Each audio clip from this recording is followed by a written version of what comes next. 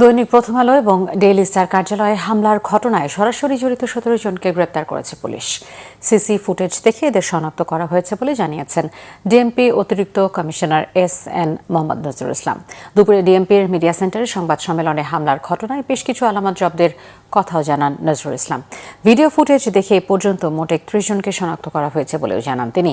তবে হামলা না ঠেকানোর ব্যর্থতা নিতে পুলিশ রাজি নয়। সাংবাদিকদের প্রশ্নের জবাবে নজরুল ইসলাম বলেন, সহিংসতা পরিহার করতে অ্যাকশনে যায়নি পুলিশ বা কোনো গুলি করেনি। পুলিশের মূল লক্ষ্য ছিল হতাহত এড়ানো।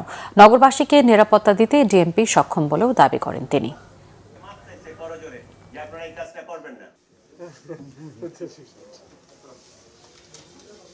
আমরা যদি ওখানে অ্যাকশনে যেতাম তাহলে গুলি হইতো, 2-4 জন মারা যেত। পাল্টা তারা পুলিশকে, আমার ওখানে যে পুলিশ ফোর্স ছিল, পুলিশ ফোর্সের উপর আক্রমণ করত এবং আমরা জানি না যে তাদের মনের ভিতরে কি ছিল। যদি পুলিশ 2-4 জন সদস্য আমার সেদিন নিহত হইতো, তাহলে আপনারা জানেন যে পুলিশ জাস্ট 1 বছর আগে বিরাট একটা ট্রমা থেকে আমরা তাদেরকে এই পর্যায়ে নিয়ে আসছি। সামনে ইলেকশন, এই পুলিশের যদি আবার নতুন করে ক্যাজুয়ালিটি হয়, এই পুলিশটাকে দিয়ে আমি সামনে আগাইতে পারবো না। যে কারণে ওখানে আমরা অ্যাকশনে যেতে পারি নাই।